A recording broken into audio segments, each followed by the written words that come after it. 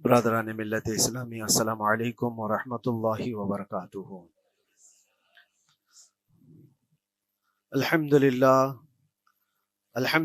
الحنان المنان الذي خلق الانسان وعلمه البیان، والصلاة والسلام على رسوله سید الانس والجان وعلى آلہ واصحابہ ذوی الخیر والاحسان، اما بعد فاعوذ باللہ من الشیطان الرجیم، بسم اللہ الرحمن الرحیم۔ وَأَمَّا بِنِعْمَةِ رَبِّكَ فَحَدِّثْ، صدق اللہ مولانا العظیم۔ بارگاہ رسالت معاذ صلی اللہ علیہ وسلم میں درود پاک کا ہدیہ پیش کریں۔ اللہم صلی علی سیدنا و مولانا محمد معدن الجود والکرم وآلہ واصحابہ الکرام وابنہ الکریم وبارک وسلم صلاۃ دائمۃ سرمدا ابدا۔ قرآن عظیم میں اللہ رب العزت ارشاد فرماتا ہے، وَقَلِيلٌ مِّنْ عِبَادِيَ الشَّكُورُ، میرے بندوں میں شکر کرنے والے بہت کم ہیں۔ اور یہ بات صحیح ہے کہ بندے پر بے شمار نعمتیں اللہ تعالیٰ عطا کیا ہے، بے شمار ہیں۔ وَإِن تَعُدُّوا نِعْمَتَ اللَّهِ لَا تُحْصُوهَا، اگر تم اللہ کی نعمتوں کو گننا چاہو گے تو شمار نہیں کر سکو گے۔ شیخ سعدی رحمۃ اللہ تعالی علیہ فرماتے ہیں کہ تمہارا ایک سانس لینا بھی نعمت ہے، سانس کا باہر نکالنا بھی نعمت ہے، اور اگر صرف سانسوں کی نعمتوں کا شکر ادا کرنے پر بندہ بیٹھ جائے تو پوری عمر اس کی تمام ہو جائے۔ باقی نعمتوں کا کیا ہے؟ بے شمار نعمتوں سے نوازا ہے اللہ تعالیٰ نے، لیکن انسان کی فطرت میں یہ بھی ہے کہ کبھی ایک چیز کی کمی محسوس ہوتی ہے تو وہ واویلا مچاتا ہے، بہت شور کرتا ہے کہ مجھے یہ تکلیف ہوئی، وہ تکلیف ہوئی۔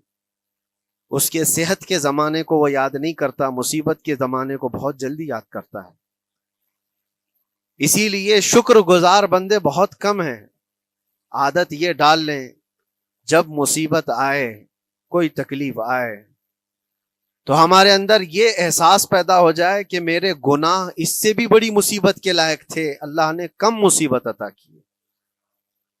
جب کوئی بیمار ہو جائے، جب کبھی کسی آفت میں مبتلا ہو جائے تو یقیناً درد تو ہوتا ہے، آدمی سہن نہیں کر پاتا، لیکن احساس دل میں یہ پیدا کرے اگر وہ انصاف کرنے پر آئے رب تبارک و تعالی میرے ہر گناہ کے بدلے بڑی بڑی سزائیں دے سکتا ہے، میں چھوٹی سی سزا میں ملوث ہوں، اللہ کریم اس کا شکر ہے۔ اسی طرح سے میرے عزیزو، ایک بات میں آپ کو بتاتا ہوں، خاص طور پر ہمارے قید کے زمانے میں بہت سارے ایسے قیدی جیل کے اندر جانے کے بعد ان کے حالات ایسے ہو جاتے ہیں، وہ نا امید اور مایوس ہو کر کفریہ جملے بکنے لگ جاتے ہیں۔ ان کے حالات ایسے ہو جاتے ہیں کوئی خدا نہیں، اگر ہوتا تو ہماری سنتا۔ بہت کچھ عبادتیں بھی کرتے ہیں، نہیں جب قبول ہوتی ہے تو مایوس ہو جاتے۔ تو یہ تو اندر کے حالات ہیں، باہر بھی کسی کے ساتھ ایسا ہو سکتا ہے۔ میں تو 10 سال سے دعا کر رہا ہوں، اولاد ہی نہیں ہوئی، کوئی یہ کہتا ہے۔ شادی ہو گئی، 10 سال ہو گئے، بچے نہیں ہو رہے ہیں۔ کوئی یہ کہتا ہے کہ میری بیٹی کا رشتہ ہی نہیں ہو رہا، ہر وظیفہ کر لیا، ہر دعا کر لیا، پھر یہاں سے نا امیدی، نا شکری۔ یہ جملے انسان کو کہاں تک پہنچا دیتے ہیں۔ ایک بات میں آپ کو بتاؤں، مولا علی کرم اللہ وجہہ الکریم کی یہ حکمت بھری بات ہے، ارشاد فرماتے ہیں جب کبھی مصیبت آئے اللہ کی طرف سے تو یہ امتحان ہے یا سزا ہے، کیسے پتا چلے؟ ظاہر سی بات ہے، ہر کوئی یہ کہتا ہے یہ تو اللہ کی طرف سے امتحان ہے، آزمائش۔ ہم بھی اندر تھے تو یہ بار بار احساس دلایا جاتا تھا، اور بعض لوگ یہ کہتے تھے کہ اللہ کی طرف سے آزمائش ہے، امتحان ہے، اس کو گزار لیجیے۔ بعض مرتبہ امتحان ہے اور بعض موقعوں پر سزا ہے، اور سزا کب ہے اور امتحان کب ہے یہ کیسے پتا چلے؟ بہت بڑا فارمولہ ہے۔ مولا علی کرم اللہ وجہ الکریم فرماتے ہیں جب کبھی تم پر کوئی مصیبت آئے تو یہ دیکھ لینا ان مصیبتوں کے دن میں تم اگر اللہ سے زیادہ قریب ہو گئے ہو، دعا زیادہ کرنے لگ گئے ہو، وظیفے زیادہ کرنے لگ گئے ہو، تو اس کا مطلب ہے کہ اللہ تعالیٰ تم کو امتحان میں رکھا ہے۔ اور اگر مصیبتوں کے آنے کے بعد بندہ دور ہو جاتا ہے اللہ سے، پھر وہ بپھر جاتا ہے، گناہ زیادہ کرنے لگتا ہے، تو سمجھ لو یہ سزا میں ملوث ہے۔ اب سب کی زندگی میں یہ مصیبتیں جب آتی ہیں تو خود اپنے آپ کو ریئلائز کرے، احساس کر کے دیکھے کہ مصیبت آئی ہے تو میرے ہاتھ میں تسبیح آ گئی یا پھر گالی گلوچ، مصیبت یا آفت آئی ہے میرے گھر پر تو میں عبادت اور نماز کی طرف زیادہ جا رہا ہوں یا پھر عیش و عشرت کی طرف زیادہ جا رہا ہوں، تو تمہیں خود پتا چل جائے گا کہ تم اللہ کی طرف سے امتحان میں ہو یا پھر سزا میں ہو۔ میرے عزیزوں، بہت مقامات ایسے ہیں جہاں پر بظاہر مصیبت کی حکمت ہمیں نہیں معلوم ہوتی کہ کیوں آئی یہ مصیبت، کیوں دی گئی ہے ہمیں ایسی تکلیف۔ اسی کا نام تقدیر ہے کہ اللہ تعالیٰ کے لکھے ہوئے پر راضی رہنا یہ مومن کی شان ہے۔ مومن کو ہمہ وقت اللہ تبارک و تعالیٰ کی طرف سے لکھی ہوئی اس تقدیر پر راضی رہنا ہے۔ آپ کو میں ایک بات بتا دوں، حضرت ابو جندل ایک صحابی ہیں، مکہ مکرمہ میں ایمان لائے، رسول پاک صلی اللہ تعالی علیہ وسلم جب ابھی مکہ میں تھے، اس وقت غریب صحابہ کو کفار مکہ، مشرکین مکہ کس طرح سے پکڑ کر مارتے تھے، کیسے کیسی سزائیں دیا کرتے تھے۔ اسی اسنا میں اللہ کے نبی صلی اللہ علیہ وسلم ہجرت کر کے مدینہ تشریف لے گئے، لیکن جو ابو جندل تھے یہ قید میں تھے، قید میں تھے، ان کا باپ خود ان کو قید میں رکھا ہوا تھا، اور ایسی قید کہ زنجیریں بندھی ہوئی رہتی تھی، مسلسل کئی سال گزر گئے۔ حضور پاک صلی اللہ تعالی علیہ وسلم کی ہجرت کے 6 سال گزر جانے کے بعد 7واں سال تھا جب آپ کو بتاؤں حدیبیہ کا وہ منظر پیش آیا جس کو صلح حدیبیہ کہا جاتا ہے۔ تقریباً 1400 صحابہ کے ساتھ رسول کریم صلی اللہ تعالی علیہ وسلم عمرہ کرنے کے لیے آئے، لیکن اس وقت مکہ کے کفار و مشرکین مکہ سے تقریباً 35 کلومیٹر باہر دور آپ کا راستہ روک لیا، کہا ہم آپ کو عمرہ کرنے نہیں دیں گے، آپ کے اصحاب کو، آپ کے صحابہ کو ہم مکہ میں انٹر ہونے نہیں دیں گے۔ جنگ جیسی نوبت آ گئی تھی، لیکن حضور پاک صلی اللہ تعالی علیہ وسلم اور صحابہ احرام پہن کر کے عمرہ کرنے کے لیے آئے، تو پھر درمیانی راستہ یہ اختیار کیا گیا۔ حضور پاک صلی اللہ علیہ وسلم نے فرمایا کہ ہم صلح کر لیتے ہیں، کچھ ایگریمنٹ ہو جائے ہمارے اور تمہارے درمیان، جنگ نہیں کریں گے، آج سے جنگ بندی ہو جائے۔ تو کفار مکہ اس بات پر راضی ہوئے، اور اس کے بعد صلح، جس کو کہتے ہیں صلح حدیبیہ، یہ بہت مشہور ہے۔ صلح حدیبیہ ہوئی، اس میں سارے پوائنٹس جو لکھے گئے تھے ایگریمنٹ کے اندر وہ سب مکہ والوں کی حمایت میں زیادہ تھے، دبا کر کے انہوں نے صلح کی تھی اس طرح سے ان کے الزام کے مطابق، یعنی اگر کوئی مکہ سے بھاگ کر مدینے جائے تو انہوں نے ایگریمنٹ میں لکھایا تھا کہ آپ کو وہ شخص ہمیں واپس کرنا پڑے گا، اور اگر مدینے سے کوئی بھاگ کر ہمارے پاس آئے تو ہم اس کو اپنے پاس رکھیں گے، ہم باہر واپس نہیں بھیجیں گے۔ تمہارا کوئی آدمی ہمارے پاس آ گیا بھاگ کر کے، یا ہمارا ہی وہاں رہنے والا کوئی آدمی آ گیا آپ کی امان سے نکل کر کے، تو ہم اس کو اپنے پاس رکھیں گے۔ ایسی بہت ساری شرطیں تھیں، میں کیوں کہہ رہا ہوں یہ بات سن لیجیے۔ یہ صلح حدیبیہ ہو گئی، ایگریمنٹ ابھی لکھا جانا تھا، وہ ابو جندل صحابی جو کئی سالوں سے مکہ میں قید میں تھے، زنجیریں توڑ کر کے وہ باہر نکل آئے، اور جب ان کو یہ خبر ملی کہ مکہ سے 35 کلومیٹر دور اللہ کے نبی صلی اللہ تعالی علیہ وسلم اپنے صحابہ کے ساتھ پڑاؤ ڈالے ہوئے ہیں اور تشریف لانے والے ہیں، کسی طرح بچ بچاتے ہوئے وہ وہاں پہنچ گئے حدیبیہ کے مقام پر۔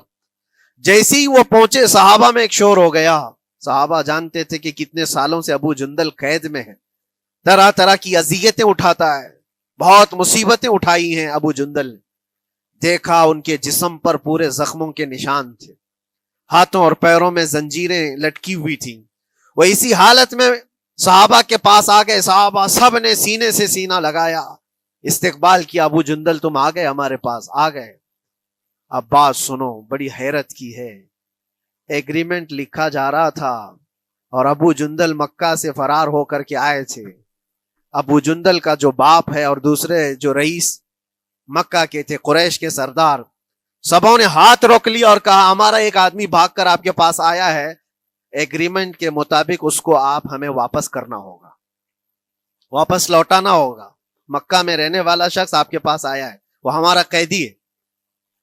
حضور پاک صلی اللہ تعالی علیہ وسلم نے فرمایا ابھی تو لکھا نہیں گیا، اس سے پہلے وہ آیا ہے، چھوڑ دو اس کو، اس کے بعد جو بھی ہوگا اس پر عمل کریں گے۔ مکہ والوں نے کہا نہیں، ہم نہیں مانتے اس چیز کو۔ حضور پاک صلی اللہ تعالی علیہ وسلم نے یہاں تک فرمایا اس ایک شخص کو میری ضمانت میں دے دو، باقی تمہاری ساری شرطیں منظور کر لی جائیں گی۔ وہ رحمت للعالمین، نبی اکرم صلی اللہ تعالی علیہ وسلم اپنے غلاموں پر رحم کیسے نہ کریں؟ جب ان حالات میں دیکھا ابو جندل کو تو صحابہ بھی حضور کے پاس آئے اور کہا یا رسول اللہ صلی اللہ علیہ وسلم صلح کیوں کر رہے ہیں ان کے ساتھ؟ جنگ کریں گے ہم ان کو، ہم نے بدر میں، احد میں، خندق میں ان کے ساتھ جو مقابلے کی ہمیں تجربہ ہے، ہم ان کے پرخچے اڑا دیں گے، آپ اجازت دیں ہم جنگ کریں گے۔ اللہ کے نبی فرماتے ہیں میں جو دیکھ رہا ہوں وہ تم نہیں دیکھ رہے ہو، اللہ کا حکم نہیں ہے جنگ کرنے کا، صلح ہے۔ صلح ہو گئی، لکھا جا رہا تھا، اور یہ ابو جندل آئے۔ اب جب حضور پاک صلی اللہ تعالی علیہ وسلم نے فرمایا ٹھیک ہے، ایگریمنٹ کے مطابق ابو جندل کو مکہ واپس بھیجنا پڑے گا، اتنا فرمایا تھا حضور نے، ابو جندل دھاڑے مار مار کر رونے لگے اور صحابہ کو جا کر کے اپنے زخم دکھانے لگے کہ دیکھو مجھے واپس بھیجا جا رہا ہے، مجھے واپس بھیجا جا رہا ہے۔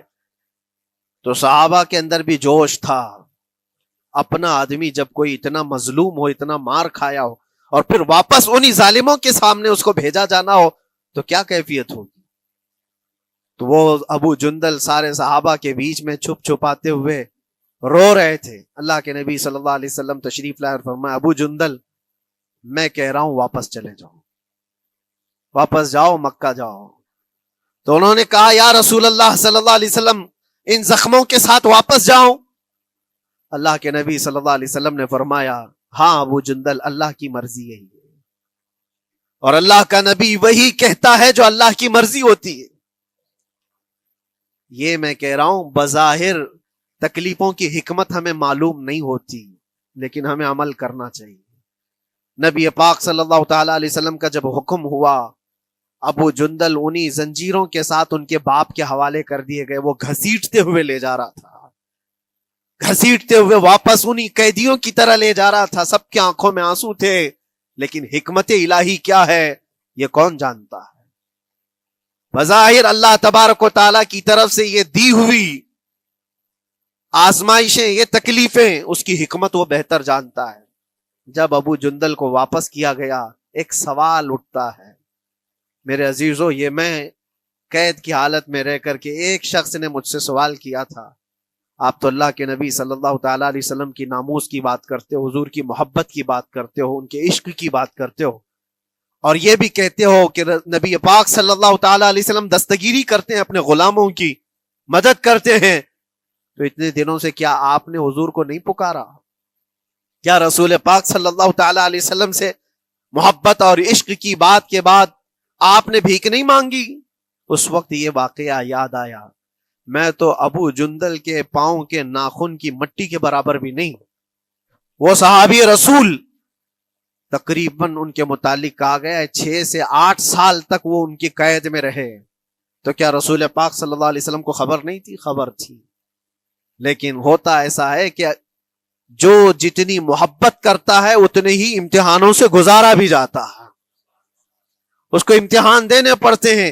اسی لیے بار بار میں یہ بات کہتا ہوں، حضور پاک صلی اللہ تعالی علیہ وسلم کی ناموس کی بات کرنا، عظمت رسالت کی بات کرنا، یہ حلوے پراٹھے کھانے کا نام نہیں ہے، یہ شہادت گہے الفت میں ہے قدم رکھنا۔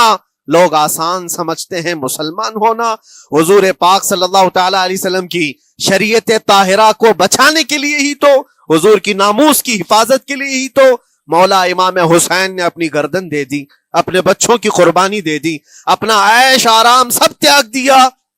یہ ساری قربانیوں کے بعد ہی اس امتحان سے بندہ نکلتا ہے۔ وہ امام احمد بن حنبل جن کے سینے میں 5 لاکھ حدیثیں محفوظ تھیں، رسول پاک صلی اللہ علیہ وسلم کی 5 لاکھ حدیثوں کے حافظ، لیکن بغداد کے ظالم حکمرانوں نے ان کو ننگی پیٹھ پر کوڑے مارے ہیں، پہلی مرتبہ 100 کوڑے، دوسری مرتبہ پھر 100 کوڑے، تیسری مرتبہ پھر 100 کوڑے، اتنے میں تو آدمی مر جاتا ہے۔ امام احمد بن حنبل کی پیٹھ جھک گئی تھی۔ میرے عزیزو، یہی ہے جس کو ہم کہہ رہے ہیں شہادت گہے الفت میں ہے قدم رکھنا۔ اگر تم سچا ایمان رکھتے ہو تو پھر آزمائش بھی ہوگی، اللہ کریم قرآن میں فرماتا ہے وَلَيَعْلَمَنَّ اللَّهُ الَّذِينَ صَدَقُوا وَلَيَعْلَمَنَّ الْكَاذِبِينَ، اللہ تبارک و تعالیٰ ضرور آزمائے گا سچا کون ہے اور جھوٹا کون ہے۔ مصیبتیں آئیں گی، آندھیاں آئیں گی، لیکن جمے رہو، ڈٹے رہو، اللہ رب العزت سے کبھی بھی اپنا رشتہ نہ توڑو، اور جو تمہارے اندر ایمان ہے، توکل اور یقین ہے، ذرا برابر بھی فرق آنے نہ پائے۔ آج نہیں قبول ہوئی کل ہوگی، کل نہیں قبول ہوئی پرسوں ہوگی، کبھی نہ کبھی تو دعا قبول ہوگی۔ دنیا داروں کے دروازے کھٹکھٹاتے ہیں تو ایک نہ ایک دن دروازہ کھلتا ہے، وہ ارحم الراحمین ہے، وہ ارحم الراحمین ہے، دروازے کھولتا ہے، لیکن وہ بہتر جانتا ہے کس وقت دروازہ کھلنا چاہیے۔ ہم اپنی مرضی کے مطابق رب کو نہیں چلا سکتے، مولا تعالیٰ جیسا چاہے ہمیں ویسا چلنا چاہیے۔ ایک بات اور میں بتا دوں سید، یہ تو دوسرے لوگوں کی بات ہے جس میں ہمارے قصور ہیں، ہمارے جرم ہیں، ہمارے گناہ ہیں، جس کی وجہ سے مصیبتیں آئیں گی، لیکن اللہ کے نبی کا کوئی گناہ نہیں ہوتا۔ جو نبی ہوتے ہیں وہ معصوم ہوتے ہیں۔ سیدنا یوسف علیہ الصلوۃ والتسلیم اللہ کے نبی، اللہ کے نبی ابراہیم علیہ السلام کے بیٹے اسحاق علیہ السلام، اسحاق علیہ السلام کے بیٹے یعقوب علیہ السلام، یعقوب علیہ السلام کے بیٹے یوسف علیہ السلام، جن کی نسل میں انبیاء کرام، جو پورا خاندان نبوت کا ہے، وہ یوسف علیہ السلام کن کن مقامات سے گزارے گئے۔ پہلے بھائیوں نے کنویں میں پھینک دیا، اور اس کے بعد اس زہریلے کنویں سے وہ نکالے گئے۔ جنگل میں کوئی نہیں تھا جب ان کے بھائیوں نے کنویں میں پھینکا تھا۔ اس وقت ایک قافلہ جا رہا تھا، انہوں نے ڈول ڈال کر کے نکال لیا اور پھر لے کر کے گئے۔ یہاں سے کنویں سے تو نکالے، لیکن آگے کی زندگی کیا ہے؟ مصر کے بازار میں لے جا کر قافلے والوں نے بیچ دیا۔ یوسف علیہ السلام پھر خریدے گئے، کس کے ہاں؟ عزیز مصر، بادشاہ مصر کے گھر میں، اور وہاں پر زلیخا آپ پر فدا ہوئی۔ پھر آپ پر الزام بھی لگایا گیا، اور اس الزام کی بنیاد پر آپ کو جیل بھیجا گیا۔ اللہ کے نبی کے دامن پر پیوند تو ہو سکتا ہے، دھبا نہیں ہوتا۔ کسی گناہ کا تصور بھی وہ نہیں کرتے، وہ معصوم ہوتے ہیں، لیکن بغیر کسی قصور کے، بغیر کسی جرم کے آپ کو جیل بھیجا گیا۔ یوسف علیہ الصلوۃ والتسلیم جیل جب گئے، وہ نبی ہو کر کے، اور اس کے بعد دن کٹتے رہے۔ دن کیسے؟ ہفتے، ہفتے کیا مہینے، مہینے کیا سال۔ یوسف علیہ الصلوۃ والتسلیم کے 7 سال گزر گئے۔ جب کبھی کسی انوسینٹ کو، بے قصور آدمی کو تکلیف دی جاتی ہے تو اس کو احساس زیادہ ہوتا ہے، اور جرم کی وجہ سے جب کوئی تکلیف میں آتا ہے تو کمپرومائز کر لیتا ہے، میں ایسا غلطی کیا تھا، مجھے یہ جھیلنا پڑ رہا ہے۔ لیکن جس کا جرم ہی نہیں، نہ کردہ گناہ کی سزا جب دی جاتی ہے، بندہ بہت بکھر جاتا ہے، ٹوٹ جاتا ہے۔ لیکن وہ اللہ کے نبی تھے، توکل کیسا تھا، یقین کیسا تھا، صبر کے ساتھ نکالے۔ لیکن ایک بہت پیاری بات ہمیں ملتی ہے میرے عزیزوں، وہاں قیدی اور بھی تھے، اور یوسف علیہ السلام کو اللہ تعالیٰ نے ایک معجزہ عطا کیا تھا۔ وہ خوابوں کی تعبیر سچی سچی بتاتے تھے۔ خواب کی تعبیر ہوا کرتی ہے، جو بھی خواب دیکھتا ہے آدمی، اس میں اشارہ ہوتا ہے اللہ کی طرف سے۔ تو 2 قیدیوں نے خواب دیکھا تھا، یہ قرآن پاک کے سورہ یوسف میں پورا موجود ہے، 12ویں پارے میں۔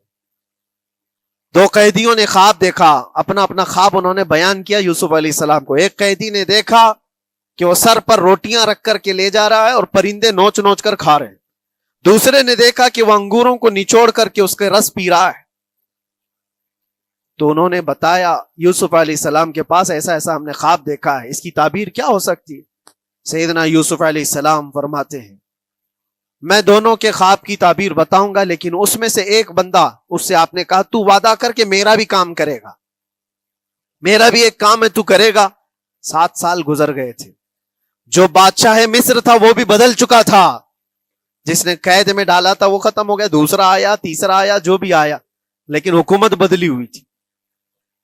تو خواب کی تعبیر بتانے سے پہلے ایک قیدی سے یوسف علیہ السلام نے کہا کہ میرا کام تو کرے گا؟ اس نے کہا ہاں، آپ جو کہیں گے میں کروں گا۔ تو سنو، تعبیر یہ ہے، جس کے سر پر روٹیاں رکھی ہوئی اور کوے کھا رہے تھے یا پرندے کھا رہے تھے، اس کی تعبیر یہ ہے کہ عنقریب تجھ کو موت کی سزا سنائی جائے گی۔ وہ غمگین تھا۔ دوسرے سے کہا تو انگور کے رس نچوڑ کر پی رہا تھا، تیرے خواب کی تعبیر یہ ہے کہ عنقریب تجھ کو رہا کر دیا جائے گا۔ تو آزاد ہوگا، اور تجھ سے ہی میرا کام یہ ہے کہ آزاد ہو کر جائے گا تو تو موجودہ وقت کے جو بادشاہ ہے، شاید اس کی فوج میں شامل ہو جائے یا اس کے سپاہیوں میں یا وزیروں میں، تو میری یہ بات اس تک پہنچا دینا، پچھلے 7 سالوں سے بے گناہ بے قصور ایک قیدی اندر ہے، اس کو آزاد کر دیا جائے، اس کو آزاد کر دیا جائے۔ اس نے کہا بالکل، اگر میں چھوٹا تو آپ کا ایک کام ضرور کروں گا۔ سنیے بات، چند دن نہیں گزرے تھے کہ اس ایک قیدی کو موت کی سزا ہو گئی، اس کو موت کی سزا سنائی گئی اور پھانسی ہو گئی۔ دوسرا یہ جو قیدی جس کو آپ نے رہائی کی خوشخبری دی تھی، اس کی بھی رہائی کی خوشخبری آ گئی، وہ آزاد ہو گیا۔ لیکن قرآن پاک میں ہے، آزاد ہو کر جب جاتا ہے آدمی تو پچھلا بھول جاتا ہے۔ اکثر ایسا ہی ہوتا ہے، کیا جیل کے دوست کون تھے کیا تھے کچھ پتا نہیں، اور آدمی تو یہ سوچتا ہے دوبارہ کبھی ادھر کے دروازے کو بھی نہ دیکھو۔ آیا اور بھول گیا، یوسف علیہ السلام نے جو کام دیا تھا وہ بھول گیا، یہاں تک کہ قرآن میں اللہ فرماتا کئی سال گزر گئے، 1-2 دن نہیں، سالوں گزر گئے، اور وہ بادشاہ کی فوج میں شامل تھا یا بادشاہ کے مصاحبین میں شامل تھا، قریبی لوگوں میں۔ ایک زمانے کے بعد مدت ہوئی، اور اس وقت سوچیے آپ کتنا وقت حضرت یوسف علیہ السلام نے کاٹا ہوگا۔ ایک دن آپ بے اختیار رو پڑے اللہ کی بارگاہ میں۔ یہ میں آپ کو بتا رہا ہوں، کبھی کبھار انسانی فطرت کا تقاضا ہے، اللہ تبارک و تعالیٰ کی بارگاہ میں رو پڑے اور کہا اے رب العالمین، اے ارحم الراحمین، یہ دن کب ختم ہوں گے؟ یہ جس طرح سے مجھے جیل کی سلاخوں کے پیچھے بند کیا گیا ہے، ان مصیبتوں سے کب آزادی ہوگی میرے مولا یا ارحم الراحمین؟ جواب رب تعالیٰ کی طرف سے آیا، یہ ہمارے اور آپ کی بات نہیں ہے، یہ اللہ کے نبی کی بات ہے۔ اب سنو، یوسف علیہ السلام کو جواب آیا، اے یوسف، جب تجھے جیل سے نکلنا ہی تھا، تجھے باہر جانا ہی تھا، تو دنیا کے بادشاہ کے سامنے کیوں ریکویسٹ رکھا، میرے سامنے رکھ دیا ہوتا۔ اللہ اکبر، یہ توکل کا اعلیٰ درجہ ہے۔ اتنی مصیبتوں کے بعد بھی تم نے اس سپاہی کو کیوں اپنا قاصد بنا کر بادشاہ کے سامنے بھیجا کہ میری آزادی ہو جائے؟ یوسف علیہ السلام بہت روئے، سجدے میں گر کر کے مولا مجھے معاف کر دے، اور میرے ہر شے کا تو مالک ہے، اب میں زندگی بھر قید میں رہوں یا آزاد رہوں یہ تیری مرضی پر ہے۔ میرے عزیزو، پھر یوسف علیہ السلام کے ساتھ کیا ہوا؟ بادشاہ نے خود ایک خواب دیکھا اور وہ پریشان تھا، خوابوں کی تعبیر کوئی بتا نہیں رہا تھا۔ تب اس قیدی کو چھوٹے ہوئے کو یاد آئی بات کہ جیل میں ایک آدمی ہے جو سچی تعبیر بتاتا ہے۔ پھر اس نے بادشاہ سے کہا ایک قیدی بہت شریف اور صالح ہے، وہ سچی تعبیر بتائے گا، آپ کہے تو میں اس کو لے آؤں، اور اس نے مجھے یہ کہا بھی تھا کہ اس کو آزاد کرنا ہے، آپ کے پاس ریکویسٹ رکھنی ہے کہ وہ بے قصور قید میں ہے۔ بادشاہ نے معلومات حاصل کی اور اس کے بعد پروانہ دے دیا کہ اس قیدی کو آزاد کیا جائے جس کو بے قصور رکھا گیا ہے، اور میرے خواب کی تعبیر بتائی جائے۔ یوسف علیہ الصلوۃ والتسلیم کو لوگ آئے لینے کے لیے۔ اب یہاں منظر اور ہے میرے عزیزوں، کہا کہ بادشاہ نے خواب دیکھا، اس کی تعبیر بتائے۔ آپ نے تعبیر تو بتا دی کہ کیا ہونے والا ہے اگلے 7 سالوں میں بادشاہ کے ساتھ، یہ ساری تعبیر بتائی، لیکن جب آزاد کرنے کی بات آئی تو آپ نے کہا رہنے دو، اب مجھے قید میں رہنے دو، اس لیے کہ آپ کو یہ احساس ہوگا کہ میں بادشاہ کے پاس کیوں رکھا ہے اس مقدمے کو۔ لیکن بعد میں بادشاہ اور اس کے مصاحبین اور اس کے وزیر آپ کو اصرار کرتے ہوئے لے گئے اور لے جا کر کے سیدھے وزیر اعظم کے تخت پر بٹھا دی، سیدھے وزیر اعظم کے تخت پر بٹھا دیا۔ پھر رب تبارک و تعالیٰ نے فرمایا اے یوسف، جب تک ہم چاہیں تب اندر رہے گا آدمی، اور جب ہم چاہ لیں باہر تو پھر اپنی مرضی سے کوئی اندر بھی نہیں رہ سکتا۔ حقیقت ہے میرے عزیزو، جب مصیبتوں کے ختم ہونے کا وقت آئے پھر پوری دنیا کھڑی ہو کر کے بھی تم کو مصیبت نہیں دے سکتی۔ تکلیف نہیں دے سکتی. اور رب تبارک و تعالیٰ نے فرمایا وَإِن يَمْسَسْكَ اللَّهُ بِضُرٍّ فَلَا كَاشِفَ لَهُ، اگر تم کو اللہ کی طرف سے کوئی مصیبت آئے تو کوئی اس کو ہٹانے والا نہیں ہے.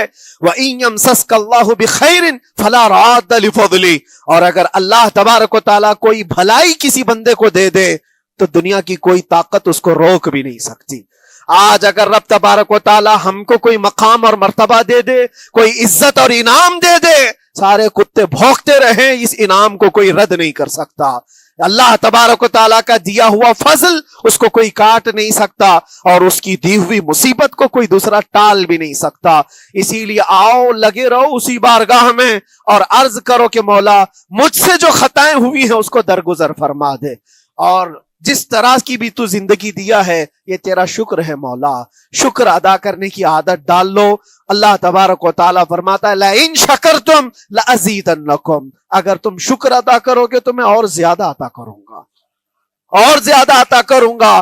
آج اگر تھوڑی سی مصیبت ہے تو شکر ادا کرو کہ مولا بڑی مصیبت تو نہیں آئی ہے، یہ بھی تیرا کرم ہے، تیرا احسان ہے. مصیبت زدہ لوگوں کو دیکھتا ہوں تو پھر میں یہ کہتا ہوں ہاتھ بھی سلامت ہے، پیر بھی سلامت ہے، آنکھ بھی سلامت ہے، زبان بھی سلامت ہے، دماغ بھی چل رہا ہے. کیا یہ شکر کرنے کا موقع نہیں ہے؟ یہ شکر کرنے کا مقام نہیں ہے؟ آؤ ہر دن اللہ کا شکر ادا کرو، شکایتیں کم کرو. اللہ تبارک و تعالیٰ کو یہ زندگی پسند ہے.